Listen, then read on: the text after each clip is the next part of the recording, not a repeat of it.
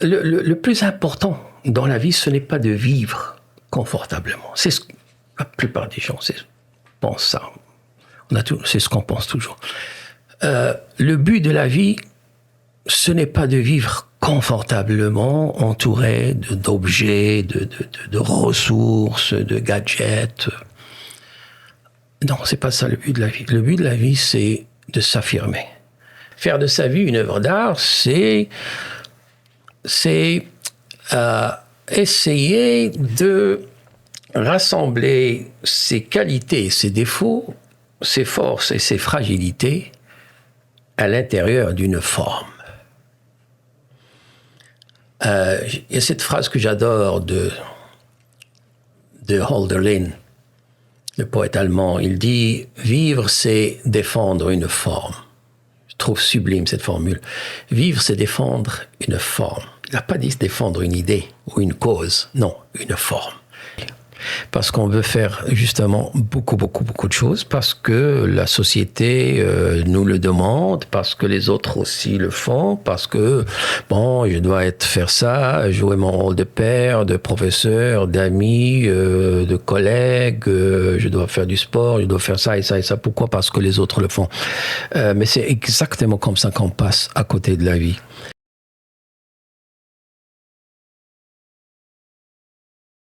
Je m'appelle Moustapha Fahmy.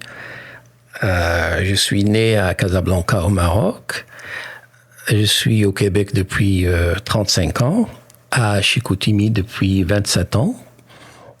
J'enseigne la littérature anglaise à l'Université du Québec à Chicoutimi et je suis spécialiste de l'œuvre de Shakespeare.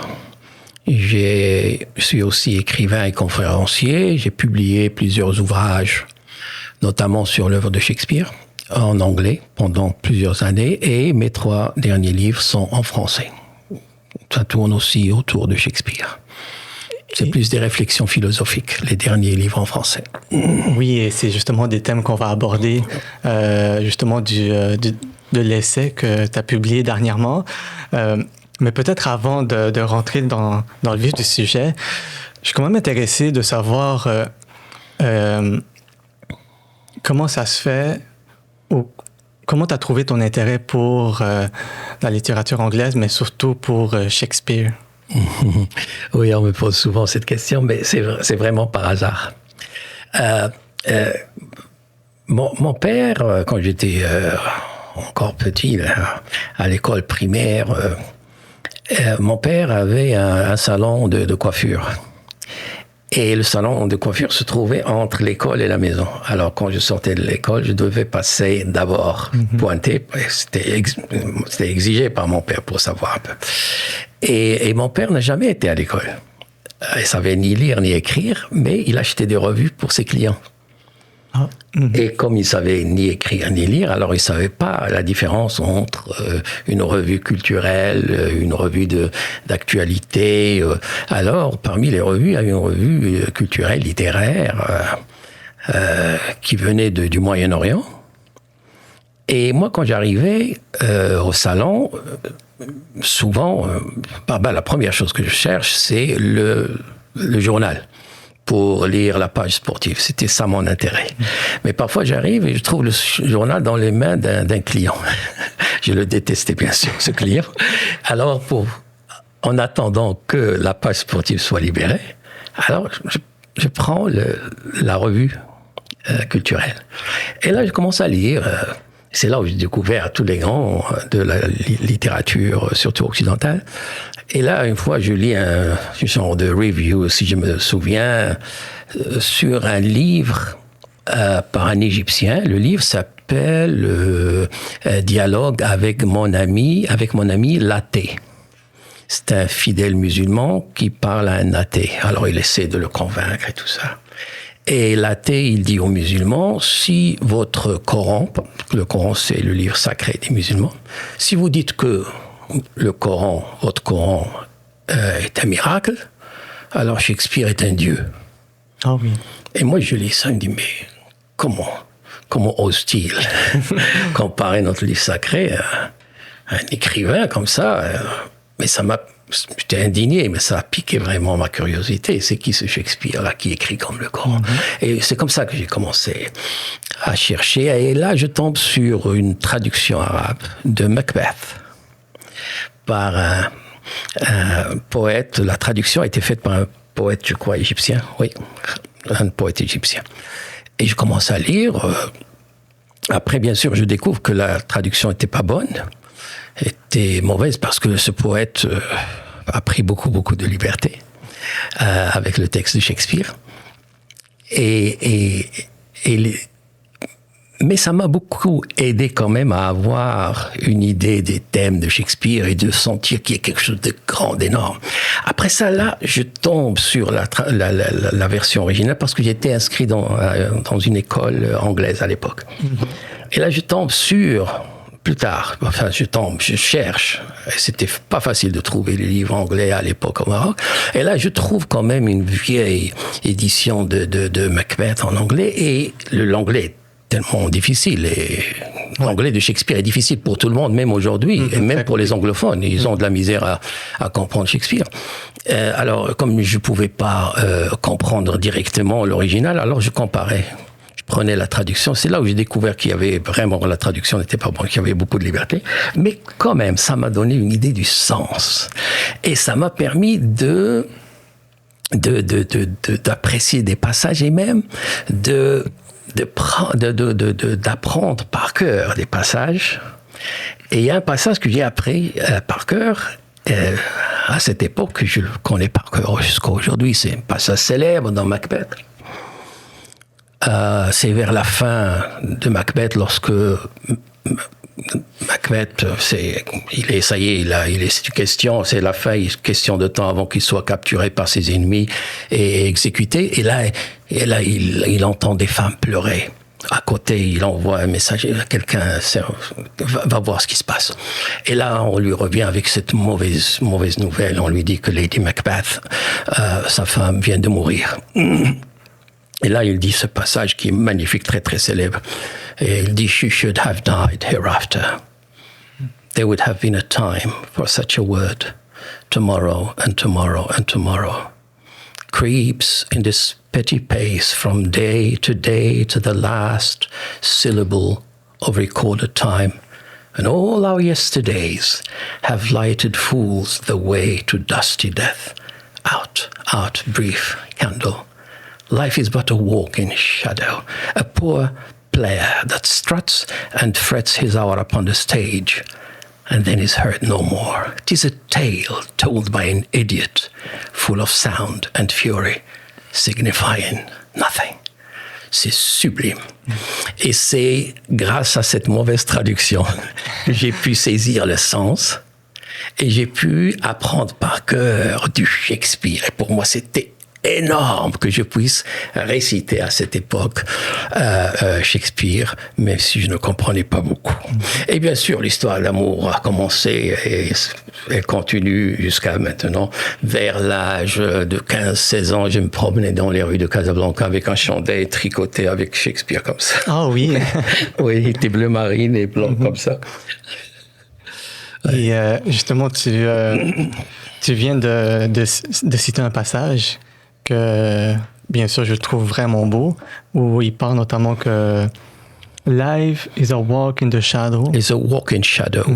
Oui. Et je constate aussi que dans l'essai, comme il y a plusieurs références à Shakespeare, c'est comme si son œuvre, il y a quand même des éléments qui nous font réfléchir. Ouais. Disons, est-ce qu'il y a des leçons de l'œuvre de Shakespeare qui vous aide au jour, disons? Ou... Absolument. Et comme vous dites, quotidiennement.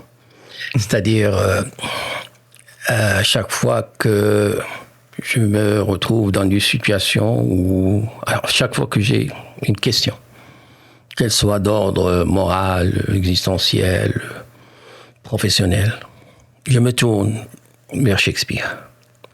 Ou bien je trouve la réponse à ma question. Ou, si je ne trouve pas la réponse, je trouve une meilleure question qui me montre que la mienne était mal posée. C'est pour ça que je ne trouvais pas la réponse. Mais c'est un guide dans ma vie. Shakespeare, c'est beaucoup plus qu'une spécialité. Un auteur, c'est vraiment un guide qui m'accompagne dans ma vie. Ouais, extrêmement intéressant. Donc, si disons, en plus, j'allais te poser cette question vers la fin, mais puisqu'on y parle, qu'on parle de Shakespeare maintenant, je suppose que si tu recommandes à tes étudiants ou presque tout le monde de lire Shakespeare, mais si disons on voulait commencer par une œuvre, on pourrait commencer par laquelle? Oui, moi, c'est parce que Shakespeare en anglais est très difficile, vraiment difficile, et pas seulement parce que la langue est ancienne, non. Parce qu'il y a des contemporains de Shakespeare comme Christopher Marlowe ou Middleton qui sont beaucoup plus faciles à lire que Shakespeare. C'est parce que sa langue est condensée, sa façon d'écrire est profonde et condensée et difficile, même par rapport à ses contemporains. Alors, ce que je conseille à mes étudiants, c'est de commencer par regarder une adaptation. Film, par exemple, l'adaptation de Much Ado About Nothing par Kenneth Branagh. Très très charmante. Commencer par quelque chose comme ça, d'avoir une idée d'abord, de voir que Shakespeare, ça peut être très très marrant, ça peut être agréable et même drôle. Et après, s'ils doivent vraiment lire une pièce, commence par une comédie. Ou par, s'ils préfèrent les tragédies, par Jules César. D'ailleurs, Jules César, c'est la pièce la plus enseignée dans les écoles. C'est-à-dire un stade un peu tôt. Pourquoi? Parce qu'elle est pas très longue et pas très difficile. Alors, s'ils peuvent travailler avec des éditions bilingues, par exemple pour les francophones, la traduction de Shakespeare dans la Pléiade, la dernière, elle est vraiment bonne, mais les autres, non. Alors, ce qui est bien avec cette traduction de Jean-Michel Desprats, c'est qu'on a les deux textes. C'est une traduction bilingue. Alors, on a le texte anglais et le texte français. Alors, pour les gens qui ont de la difficulté avec l'anglais, je recommande la Pléiade. Comme ça, ils peuvent lire le texte anglais et quand ils ne comprennent pas, ils regardent en français ou le contraire. Ils regardent d'abord en français pour saisir le sens et lire en anglais pour savourer cette langue magique et exquise même. Et ça a vraiment piqué ma curiosité.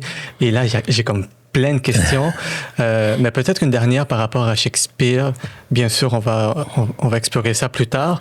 Mais est-ce que, selon toi, il y a un élément à comprendre ou à prendre en considération avant de lire Shakespeare, que ce soit le contexte littéraire de l'époque ou le contexte politique de l'époque? Le contexte aide. Oui, le contexte aide parce que il nous donne une idée du genre de lecteur ou surtout le genre de public, parce que les pièces de Shakespeare ont été écrites pour être jouées au théâtre. Mais c'est pas nécessaire. Ça aide, mais c'est pas nécessaire parce que c'est quand même une œuvre universelle et qui transcende, à mon avis, les époques et les cultures. D'ailleurs, c'est pour ça qu'on en parle encore aujourd'hui. Alors, il n'y a pas nécessairement de connaissances avant.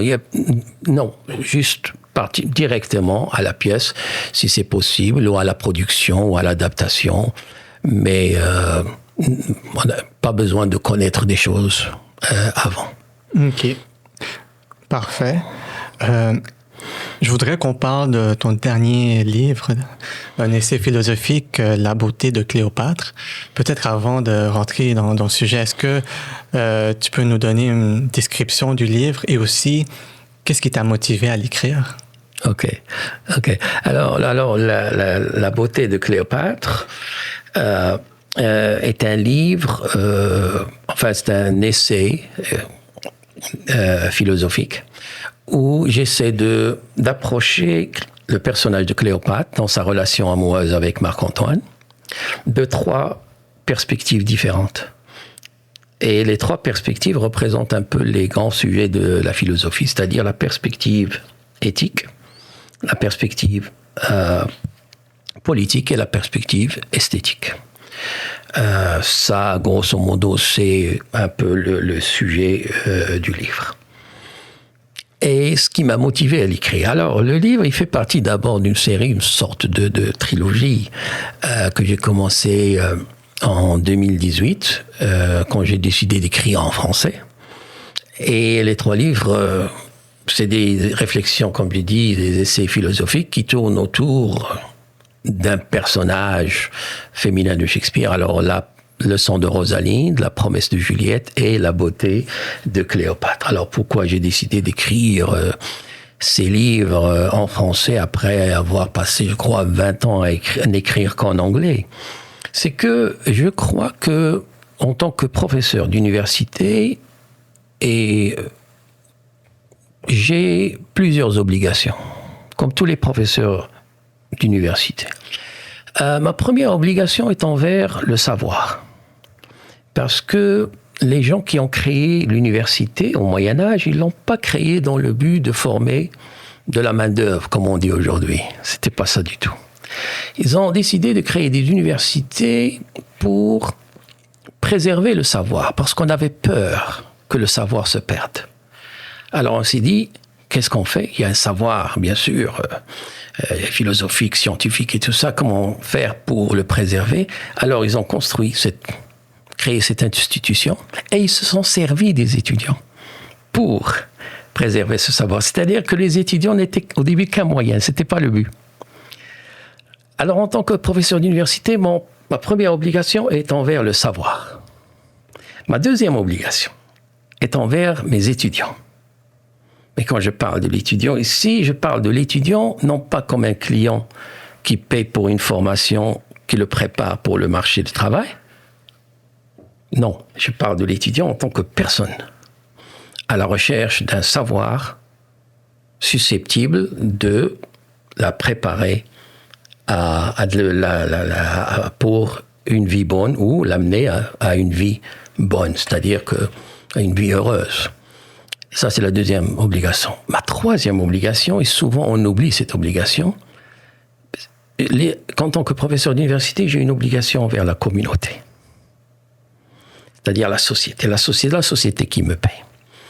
Et je crois, et ça n'engage que moi, je crois que tout professeur d'université doit, vers la fin de sa carrière, quand il aura, bien sûr, contribué à faire avancer la science, le savoir et tout ça, vers la fin, je crois que le professeur d'université doit soumettre ses connaissances, son expertise, doit mettre ses connaissances et son expertise au service de la société. C'est-à-dire qu'il doit, vers la fin, écrire pour un public plus large et écrire dans une langue simple et accessible à tout le monde. C'est une façon de remercier la société, de lui rendre quelque chose. Et c'est ce que j'ai essayé de faire avec ces 3 derniers livres. Et c'est pour ça qu'ils sont en anglais, parce que je m'adresse ici à la, bien sûr, société québécoise. Et alors, ce sont des livres, des essais philosophiques, mais écrits dans une langue très, très, très simple et libre de tout jargon académique complètement. Alors ça, c'est une des raisons pourquoi j'ai écrit ces livres. Et parce que je profite aussi de ce mélange entre la littérature et la philosophie pour faire des commentaires sur ce qui se passe autour de nous, pour montrer aux lecteurs que la littérature et la philosophie peuvent nous aider à comprendre le monde, à comprendre les gens qui nous entourent et surtout à nous comprendre. Alors ça, c'est un peu les objectifs derrière ces livres. Et j'ai surtout apprécié quand tu mentionnes que la littérature et la philosophie peuvent nous permettre de comprendre, bien sûr, la société ou ce qui nous entoure, mais surtout nous comprendre. Ouais. J'apprécie ce côté-là parce que en lisant le livre, il y a un thème qui m'a particulièrement intéressé. En fait, il y en a plusieurs, mais disons un des thèmes, c'est le sens de la vie. je sais que tu l'abordes, et notamment dans le sens de la vie, il y a plusieurs courants philosophiques qui se penchent dessus. Tu parles de Emmanuel Kant et la conformité, tu parles de Nietzsche avec l'originalité ou l'authenticité. Je souhaite que tu m'en parles justement de ça, de quel est le sens de la vie et comment la philosophie voit cela. Oui. Alors, c'est un thème qui m'intéresse beaucoup, qui m'interpelle beaucoup. D'ailleurs, et on le trouve dans les trois livres. Et ici, bien sûr, j'établis ce dialogue ici entre Shakespeare et Nietzsche, mais je commence d'abord par Kant, pour qui le sens de la vie est dans la conformité, c'est-à-dire qu'une personne authentique, c'est une personne qui agit toujours en fonction de son devoir. Et comment je qualifie quelque chose, une action, une décision comme devoir,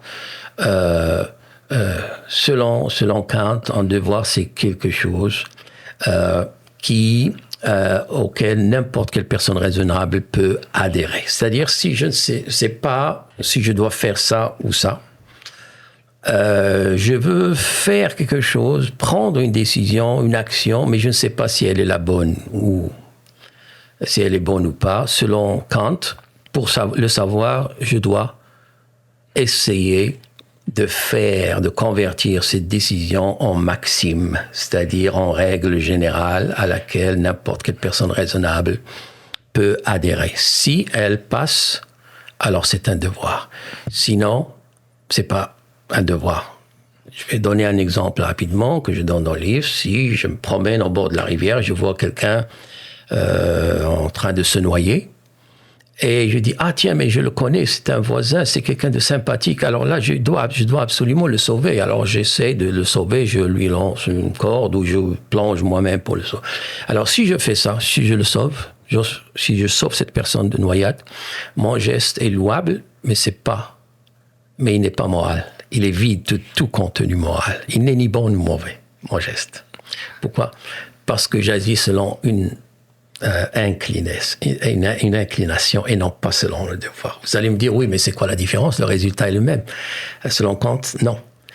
Non, supposons que la personne qui est en train de se noyer est une personne désagréable, détestable, que je n'aime pas. Est-ce que je devais la laisser se noyer? En revanche, si je vois la personne et je dis, je dois la sauver parce que c'est mon devoir humain, alors là, j'ai agi d'une façon morale. Mon geste est moral parce que j'ai agi en fonction de mon devoir. Donc, dans la façon de voir le monde selon Emmanuel Kant, il y a un certain détachement alors dans le devoir. Donc, il ne s'est pas guidé par les sentiments, des émotions. Non, c'est... La raison. Mm-hmm. C'est-à-dire, je dois faire une chose que tout le monde devrait faire dans cette situation. Alors, il y a ce courant, bien sûr. Il y a l'autre courant qui est plus proche de Shakespeare, plus proche de moi aussi, c'est celui de Nietzsche, qui voit le sens de la vie dans l'originalité de la démarche individuelle, ou, comme Nietzsche le décrit, dans la création artistique du moi, c'est-à-dire être authentique, c'est essayer de faire de sa vie une œuvre d'art. Et c'est un peu le thème de toute la partie éthique du livre. Parce que le personnage de Cléopâtre, justement, comme le personnage de Marc-Antoine, Cléopâtre est intéressante justement parce qu'elle a fait de sa vie une œuvre d'art. Voilà. Et donc, Marc-Antoine, si on prend l'exemple, le cas de Marc-Antoine et de Cléopâtre, donc eux, ils ont vécu leur vie de la manière dont Nietzsche le décrit, donc avec une originalité. Absolument, absolument. Et c'est quoi, on me pose toujours cette question, d'abord c'est quoi faire de sa vie une œuvre d'art? Et l'idée semble intimidante. pour plusieurs personnes, parce que ça évoque parfois des exemples de dandies du 19e siècle qui font de leur vie une œuvre extravagante. C'est pas ça du tout. Faire de sa vie une œuvre d'art, c'est essayer de rassembler ses qualités, ses défauts, ses forces et ses fragilités à l'intérieur d'une forme. Il y a cette phrase que j'adore de Hölderlin, le poète allemand. Il dit « Vivre, c'est défendre une forme ». Je trouve sublime cette formule. Vivre, c'est défendre une forme. Il n'a pas dit défendre une idée ou une cause. Non, une forme. Une forme de quoi? Une forme de vie. C'est-à-dire, d'abord, je donne à ma vie, à mon existence, une forme, une couleur, une direction, un sens. Et à partir de ce forme, alors là, je peux défendre des idées. Et je peux défendre aussi des causes à l'intérieur de cette forme. Parce que cette forme va me servir après de perspective pour voir le monde. Et aussi, elle va me fournir un langage d'expression pour articuler ces positions. Alors, faire de sa vie une œuvre d'art, c'est ça. C'est rassembler ses contradictions, ses forces et ses fragilités autour d'un style. Alors, pour résumer, faire de sa vie une œuvre d'art, c'est se donner un style. Vous allez me dire, oui, mais qu'est-ce que ça change? Pourquoi se donner un style? Pourquoi prendre la peine de développer un style? Ben d'abord parce que en développant un style, on ne sacrifie pas nos faiblesses, on ne sacrifie pas nos fragilités. Enfin, on ne les refoule pas. Elles sont là. Bon, je donne comme dans un aphorisme, je résume un peu ça, je dis être authentique, c'est convertir ses bruits et ses silences en musique. Pour faire de la musique, ça prend des notes, n'est-ce pas? Mais sans le silence, il n'y a pas de musique. Mettez les notes une après l'autre, mais vous n'aurez pas de musique. Ça prend un silence entre les notes. D'ailleurs, il y a un proverbe zen qui dit « c'est le silence entre les notes qui fait la musique ». Une idée qui a été adoptée aussi par le grand jazzman Miles Davis. Miles Davis dit « c'est pas les notes que tu joues, c'est les notes que tu joues pas qui font ta singularité ». Alors, souvent on pose cette question, pourquoi? C'est important parce que, je l'ai dit dans d'autres entrevues, parce que en tant qu'être humain, je suis né sans être consulté. Il n'y a personne qui m'a consulté pour me dire « est-ce que tu aimerais venir à ce monde ?» Non, je suis né sans avoir un mot à dire. Et un jour, je dois partir. Et là encore, je n'ai pas un seul mot à dire. Alors, si je ne peux contrôler ni ma naissance, ni ma mort, qu'est-ce qui me reste? Il reste que je fasse en sorte que le voyage entre la naissance et la mort ne soit pas fait en vain. Et ça veut dire aussi que, et c'est ce que Nietzsche veut dire, c'est ce que Shakespeare veut dire dans cette pièce, le sens de la vie, le plus important dans la vie, ce n'est pas de vivre confortablement. C'est ce que la plupart des gens pensent ça. C'est ce qu'on pense toujours. Le but de la vie, ce n'est pas de vivre confortablement, entouré d'objets, de ressources, de gadgets. Non, c'est pas ça le but de la vie. Le but de la vie, c'est de s'affirmer, de s'exprimer et de réveiller ce talent qui dort en nous. C'est pour ça qu'il est important de se donner ce style-là. Et la question que je me pose, c'est mais comment je peux trouver ce talent? Si, disons, c'est pour... En ce moment, je sais qu'est-ce que je veux dans la vie, etc., mais il y a eu une époque dans ma vie, comme je suppose, plusieurs personnes, on se questionne. On se dit, mais qu'est-ce que je veux faire de ma vie ou quels sont mes points forts, mes points faibles, mes talents? On se découvre. Mais je me demande, est-ce que la philosophie répond à cette question? Oui, oui. On a tous un talent caché quelque part, enfin plusieurs. Mais il y a toujours un talent qui domine. Et il faut le trouver. Parfois, c'est quelqu'un d'autre qui le voit chez nous. Et une des particularités de l'être humain, selon Heidegger, une des choses qui nous distingue et qui aussi constitue notre plus grande dignité, c'est notre capacité d'ouvrir des mondes. Et d'ouvrir des mondes pour permettre aux autres de briller dans ces mondes. C'est-à-dire le monde de la musique, par exemple, celui qui a inventé la musique a ouvert ce monde, et dans ce monde, il y a des musiciens qui ont brillé. Et là, après, il y a quelqu'un qui a créé, inventé la musique classique. Alors, il ouvre le monde de la musique classique qui permet à Mozart, à Bach, à Beethoven de briller. Après, il y a quelqu'un qui invente le jazz.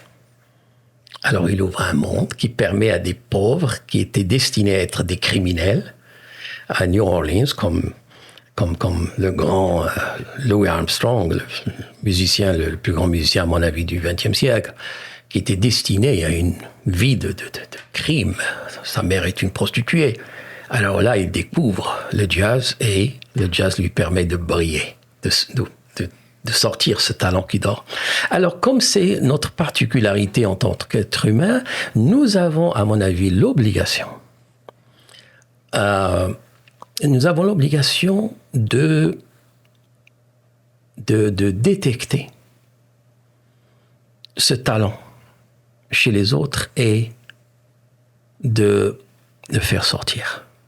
Alors, pour répondre à votre question, parfois un professeur peut détecter chez vous un talent.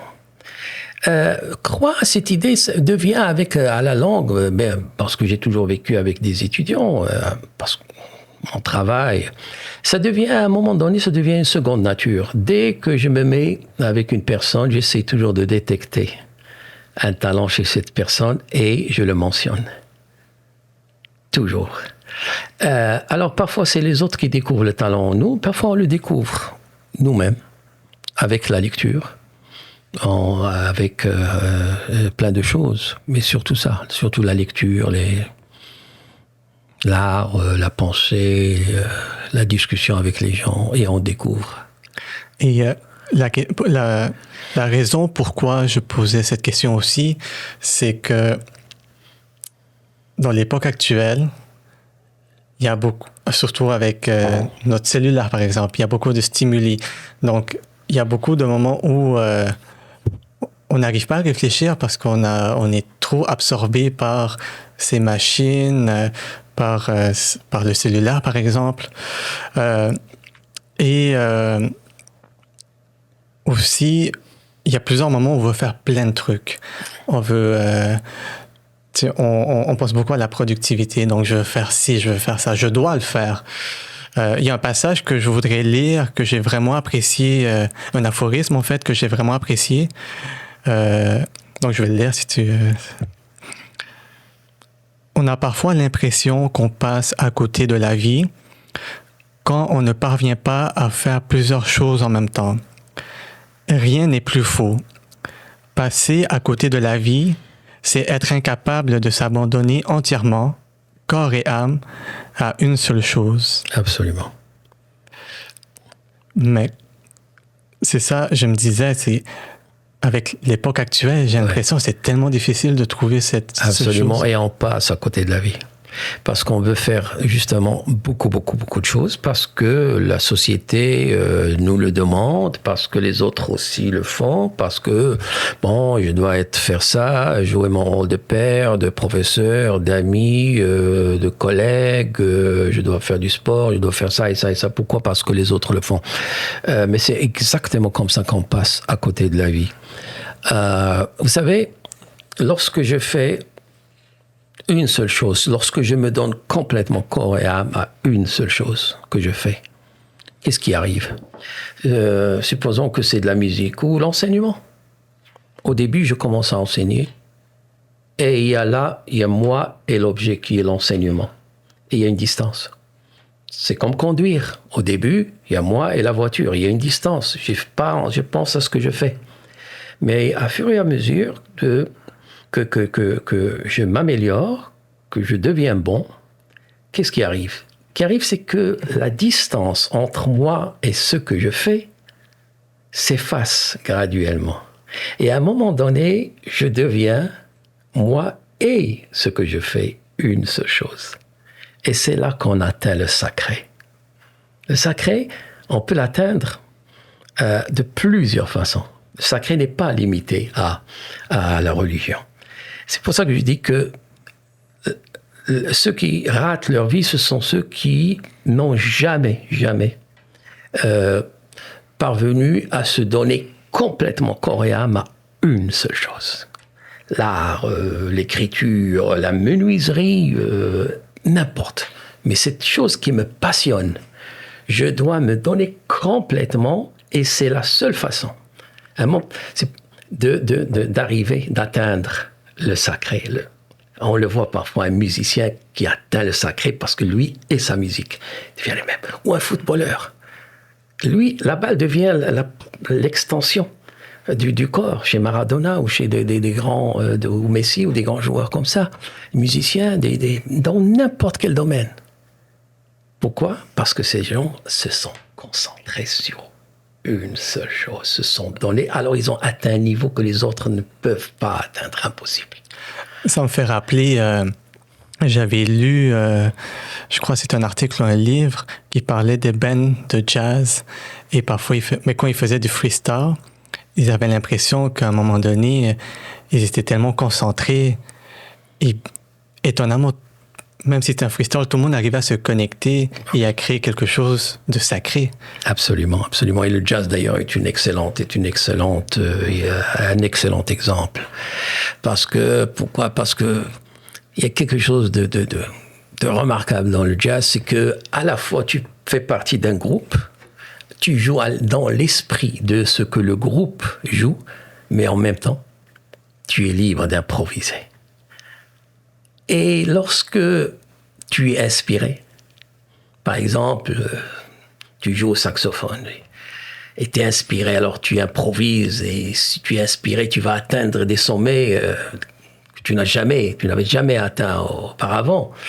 Et à la fin de ton solo, tu vas inspirer l'autre musicien qui va commencer son solo, le batteur. Et lui, il va aussi, dans son improvisation, dans sa liberté, atteindre aussi un sommet. Et après, ça va être l'autre, et après, ça va être l'autre, et à la fin, et c'est ce que je trouve absolument merveilleux, et la démocratie doit prendre, à mon avis, exemple du jazz, c'est qu'à la fin, on applaudit le groupe, pas le soliste. Mm-hmm. Pas comme dans la musique classique où on va applaudir à la fin le soliste ou le chef d'orchestre. Non, au jazz, non. C'est-à-dire, chacun improvise, chacun crée, chacun s'affirme et affirme son individualité, sa liberté, mais dans un cadre de collaboration, pas de compétition. Mm-hmm. Et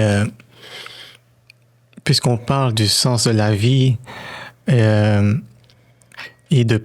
En fait, on est en train d'explorer tout ça. Est-ce que dans le sens de la vie, quelque chose qu'on devrait faire, c'est de trouver l'enfant en nous?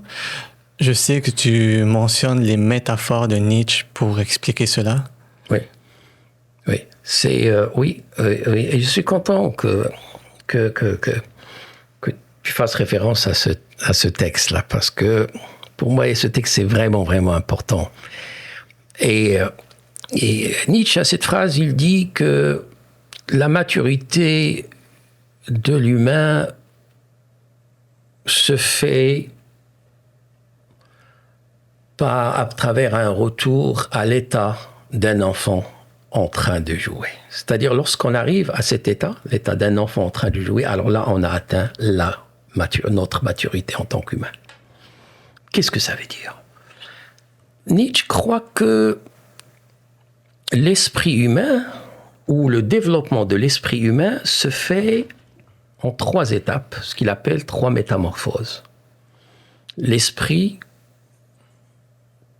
qui se transforme en chameau, le chameau qui se transforme en lion, et le lion qui se transforme en enfant. Qu'est-ce que ça veut dire? Ça veut dire qu'au début de notre développement, de notre esprit est un chameau, c'est-à-dire il passe son temps à transporter la charge des autres à travers le désert. Il prend la charge et il est content de le prendre. Il aide les autres à mettre cette charge sur son dos pour la transporter. Le chameau, non seulement accepte cette situation, transporter la charge des autres, mais il s'en réjouit. Pourquoi? Parce que ça lui donne un sentiment de force, il est fort. Mais aussi parce que ça lui donne des excuses.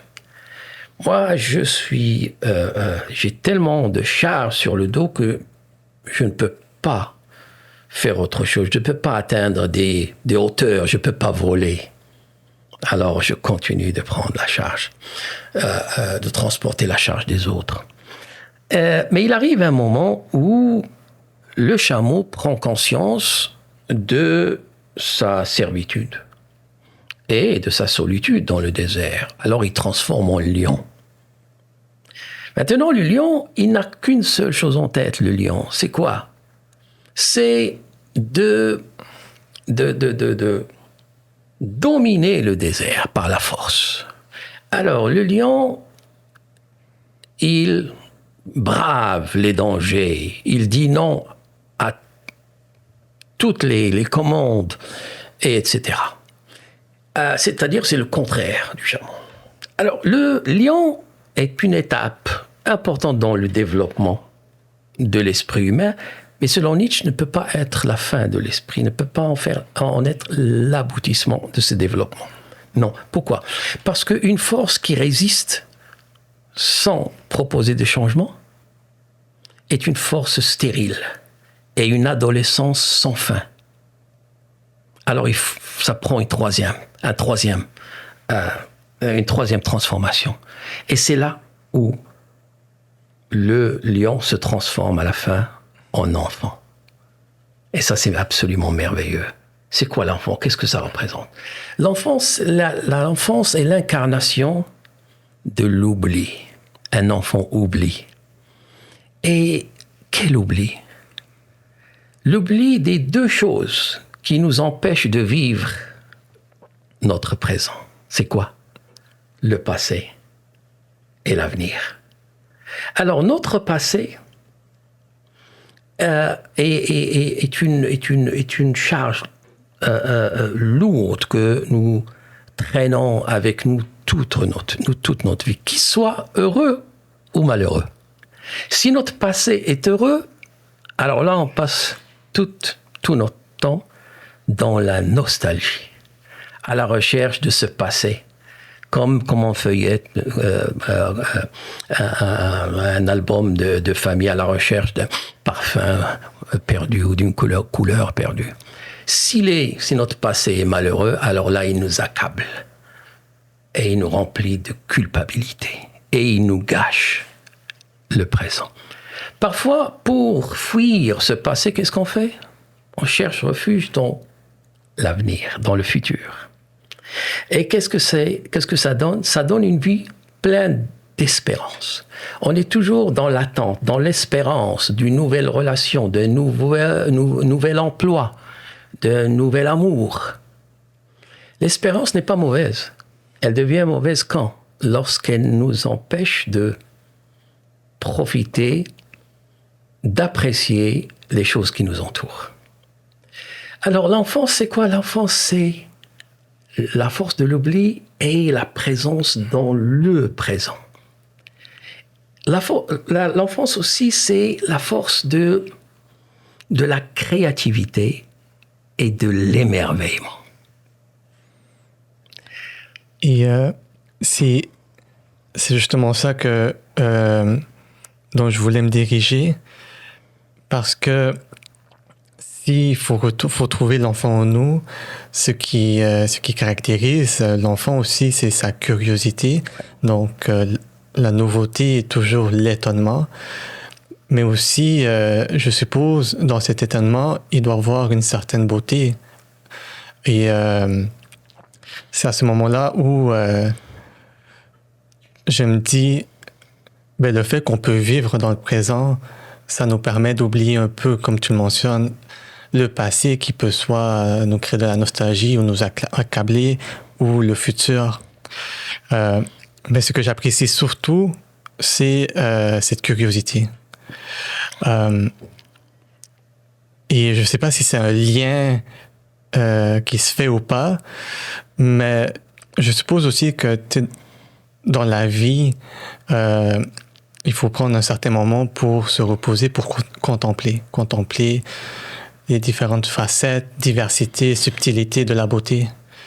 Et grâce à votre essai, je constate qu'il y a plusieurs philosophes qui ont réfléchi à la beauté et qui ont écrit des essais, des textes sur ça. Donc, je voudrais en apprendre un peu plus parce que ça a vraiment piqué ma curiosité. Oui. Juste un mot avant de passer à ça, pour l'enfance. Retrouver l'enfant en nous, c'est-à-dire vivre dans l'étonnement, l'émerveillement et la créativité. Et c'est aussi chercher, et ça c'est important parce que ça s'applique aux personnes, mais aussi aux nations et aux pays et tout ça, les peuples. C'est aussi construire son propre monde sans avoir à détruire celui des autres. C'est ça la beauté de l'enfance. L'enfant, il construit son monde dans son imagination, sans avoir à détruire le monde des autres. Voilà. Alors, je reviens maintenant à la question de la beauté, oui.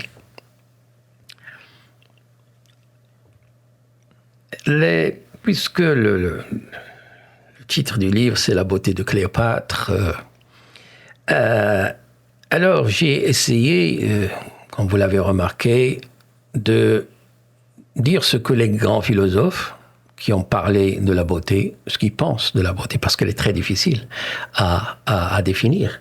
Et je n'ai pas parlé de tous les grands philosophes, mais ceux qui ont vraiment une philosophie originale, distincte. C'est vraiment les grandes philosophies esthétiques. Je commence par les Grecs, saint Thomas d'Aquin, David Hume, Kant, bien sûr, à qui je crois que je consacre 3 ou 4 textes parce que sa pensée est très, très profonde et très complexe. Très, très complexe. Jusqu'à Wittgenstein. Alors, écoutez. Alors, il y a ceux, comme les Grecs par exemple, qui pensent que la beauté est dans l'objet, n'est pas dans le sujet. Il y a des choses belles et des choses laides. Et devant une chose belle, je ne peux rien faire. Je ne peux pas enlaidir une chose belle ou embellir une chose laide.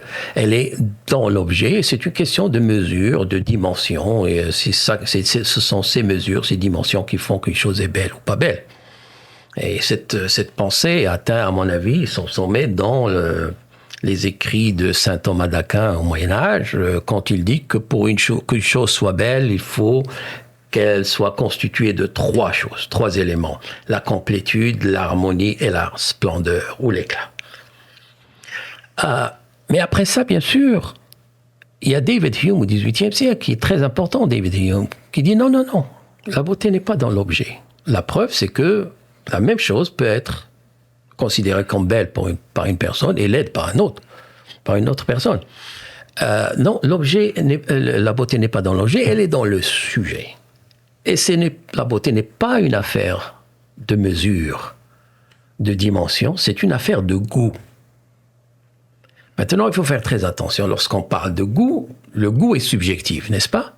Mais ça ne veut pas dire qu'il est personnel. Ça veut dire que chaque personne a un goût différent. Ce n'est pas ça du tout. Non. Le goût est le résultat de plusieurs influences culturelles, sociales,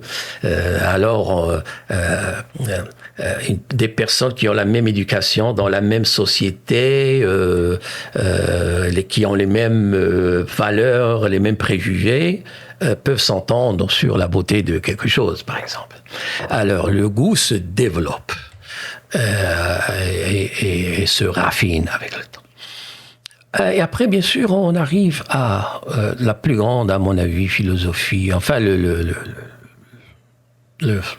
fondateur de l'esthétique moderne, c'est Emmanuel Kant, qui dit non, la beauté n'est ni objective ni subjective. Non, il dit ceux qui pensent que la beauté est objective confondent beauté et vérité.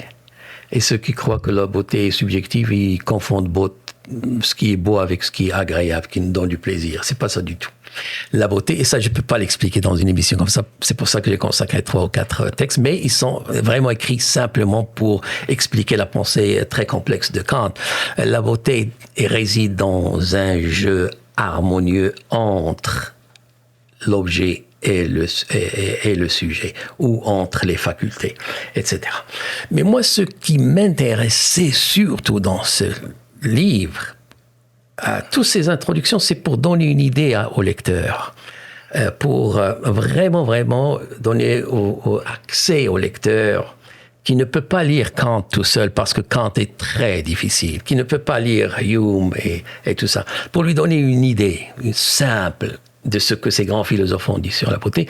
Mais mon objectif, c'était d'expliquer la beauté de Cléopâtre, pourquoi elle dure, pourquoi il y a des beautés qui durent dans le temps et d'autres qui, tout simplement, disparaissent après quelque temps.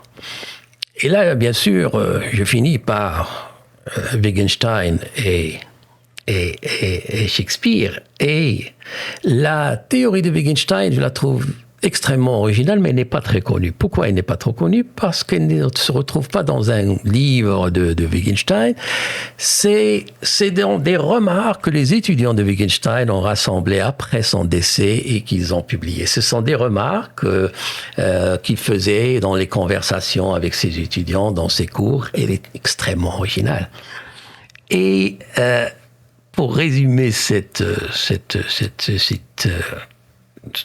concept de la beauté chez Wittgenstein, je commence par une citation de Louis Armstrong, le grand jazzman. Dans les années 50, il y a un journaliste américain qui demande à Louis Armstrong ce qu'il pense du bebop, ce genre de musique-là. Il dit, qu'est-ce que tu penses de ça? Et Louis Armstrong, il lui dit, écoute, il y a 2 sortes de musique. Il y a la bonne et il y a la mauvaise. Mais comment on distingue la bonne de la mauvaise? Et la mauvaise, lorsqu'on l'écoute, on essaie de l'expliquer. On essaie d'en parler, de la justifier, de l'expliquer. La bonne, lorsqu'on l'écoute, on se met à bouger. On dit rien. On se met à bouger. Le mouvement est très important. De la tête, du pied, du genou, de la main. Et c'est ce que Wittgenstein appelle les réactions esthétiques. On ne peut pas expliquer la beauté, on ne peut pas la définir, on ne peut qu'y réagir. J'écoute lorsque je vois un beau paysage, je ne dis pas « je trouve ce paysage beau parce que, regarde, il respecte tous les critères établis par X ou Y ». Il n'y a personne qui fait ça. Mais ce serait ridicule. Lorsque je vois un paysage, j'exprime une satisfaction. Et je l'exprime d'une façon performative, avec une action. Ou un mot, je dis « waouh, c'est beau ». Ou je ferme les yeux. Et bien sûr, il y a différents niveaux de réaction esthétique. La première, c'est celle-là. Je dis « oh, c'est beau », je ferme les yeux, ou je commence à bouger. Mais il y a d'autres niveaux, c'est-à-dire je trouve quelque chose de beau et j'essaie de le reproduire.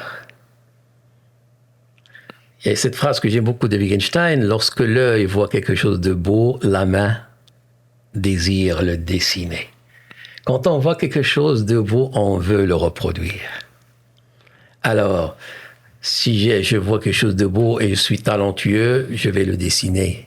Sinon, je vais faire une chanson. Si j'ai du talent pour la musique, je vais faire une chanson de musique pour reproduire ce sentiment.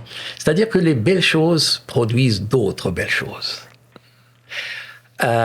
Pour conclure, selon Wittgenstein et aussi selon Shakespeare, la seule façon de mesurer la beauté, c'est en fonction de l'intensité et la variété des réactions qu'elle provoque à travers le temps. On sait que Cléopâtre est belle, et pourtant Shakespeare ne donne aucune description de Cléopâtre. Aucune. Et c'est pas seulement Cléopâtre. Dans toutes les pièces de Shakespeare, on sait que Rosalind est belle, mais aucune description. Portia, Viola. Shakespeare ne décrit jamais la beauté de ces personnes. Et pourtant, on est certain que Cléopâtre est belle. Elle est magnifique, comme on le sait. Au lieu de décrire la beauté, elle a la fermée dans les critères de son époque. Et après, bien sûr, les critères changent.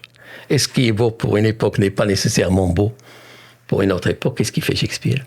Il décrit l'effet de la beauté sur les autres. Il décrit l'intensité et la variété de l'effet de cette beauté sur les autres. On sait que Cléopâtre est belle. Comment? On sait qu'elle est magnifique parce que quelqu'un comme Marc-Antoine ne va pas sacrifier le monde, un empire, pour une personne qui ne vaut pas la peine. On sait qu'elle est belle parce qu'on voit l'effet de cette beauté sur Marc-Antoine, sur Enobarbus, etc. Alors, c'est pour ça que je trouve la pensée de Shakespeare et de Wittgenstein vraiment, elle est très, très semblable, vraiment. On ne décrit pas la beauté, on décrit la réaction esthétique de la beauté. Je ne sais pas si j'ai bien expliqué parce que c'est assez... Non, oui, ben, en même temps, j'encourage tout le monde à lire l'essai. Mais une question que je me demande, c'est... Donc, est-ce que c'est possible que une chose ou quelque chose ou une personne, je suppose, soit belle, peu importe l'époque? Donc, tout dépend de la réaction? En fait, les œuvres littéraires et artistiques sont des êtres vivants qui obéissent à une sorte, d'ailleurs je le dis dans les livres, à une sorte de loi darwinienne de l'évolution. C'est-à-dire que ce qui fait la force d'une œuvre littéraire ou artistique, ce qui fait la valeur, voilà, d'une œuvre littéraire ou artistique, ce n'est pas la force qu'elle montre à sa naissance, quand elle sort. Il y a des livres qui font beaucoup de bruit, qui remportent des prix. Mais après quelques années, on n'entend plus parler d'eux. Il y a des livres qui ne remportent aucun prix, qui ne font pas de bruit, mais ils sont découverts après, et là, ils deviennent éternels. Les exemples dans la littérature internationale sont vraiment nombreux. C'est-à-dire que ce qui fait la force d'une œuvre littéraire ou artistique, ce qui fait sa valeur, ce n'est pas la force qu'elle montre à sa naissance, mais sa capacité à s'adapter aux changements de culture, de tendance. Et pour qu'une beauté soit adaptable, pour qu'une beauté ait cette adaptabilité, il faut qu'elle garde un peu de mystère. Une beauté qui dure est une beauté qui garde son mystère. C'est-à-dire que la vraie beauté se situe entre l'ombre et la lumière, se situe entre la poésie et la prose, se situe entre la disponibilité et l'indisponibilité. Je donne l'exemple de Cléopâtre, bien sûr, mais aussi de la Joconde. Si on aime la Joconde, si elle est célèbre, si on en parle tellement, ce n'est pas parce que nous l'avons saisie, Mais non, au contraire, c'est parce qu'il y a quelque chose dans son sourire qui nous échappe encore. Et c'est ce mystère, cette chose-là, ce point qui nous échappe, qui fait qu'une beauté dure. Pour qu'une beauté dure, il faut qu'elle garde son mystère. Et j'ai l'impression qu'on pourrait en parler encore des heures et des heures. Et c'est ça que j'apprécie surtout de l'essai, c'est que ça pique la curiosité et on veut aller chercher davantage.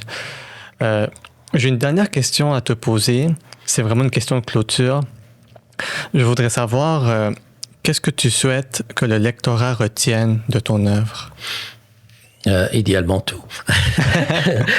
mais pour ce livre, si on devait vraiment retenir des idées, j'aimerais qu'on retienne une idée pour chaque perspective, c'est-à-dire une idée de la perspective éthique, une autre de la perspective politique et une autre de la perspective esthétique.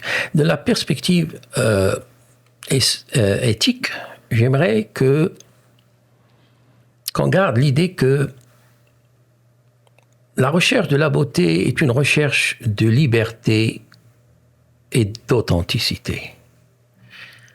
Et qu'on ne naît pas beau, on le devient. Ici, bien sûr, je fais allusion à la célèbre formule rendue célèbre par Simone de Beauvoir, on ne naît pas femme, on le devient, mais la formule remonte à Saint-Augustin qui dit on ne naît pas chrétien, on le devient. On ne naît pas beau, on le devient. C'est-à-dire que la beauté la recherche de la beauté est une manière d'être. Et pourquoi je trouve la beauté dans Shakespeare supérieure. Je fais une comparaison d'ailleurs dans 2 textes entre Shakespeare et Botticelli. Botticelli cherche la pureté de la beauté. Pour lui, la beauté existe dans la nature. Il faut juste la représenter, la décrire. Pour Shakespeare, non, la beauté se développe. On ne naît pas beau, mais on peut le devenir. Et ça, je trouve ça magique, je trouve ça important et très encourageant. Alors ça, pour la dimension, pour la politique du livre, on n'en a pas beaucoup parlé. Ce qu'il faut retenir, c'est que la démocratie est un idéal qu'il faut toujours poursuivre. On ne va jamais l'atteindre complètement, il faut continuer de poursuivre.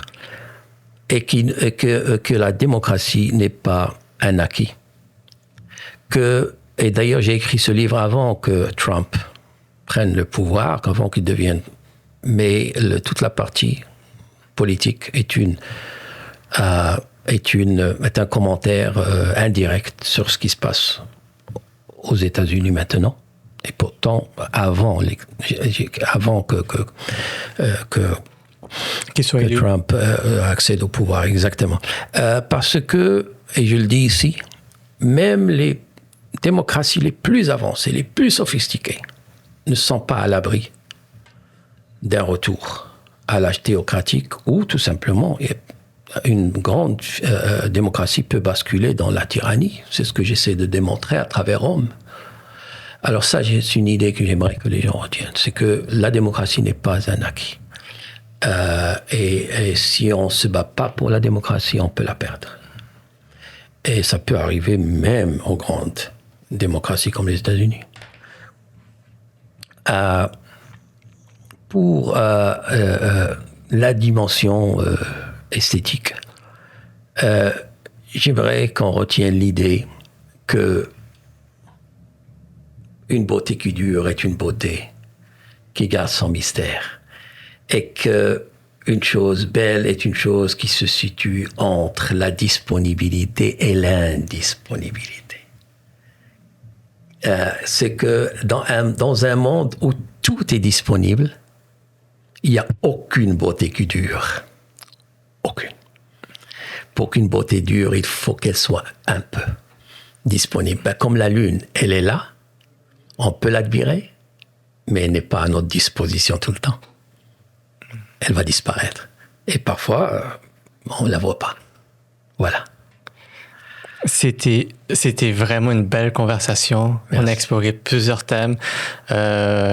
J'aurais bien voulu que ça dure plus longtemps. Mais j'ai hâte de voir s'il va y avoir d'autres livres qui vont être publiés, donc peut-être d'autres épisodes. Mais je te remercie sincèrement pour cette belle conversation. Merci à toi, François. C'était un plaisir de venir ici.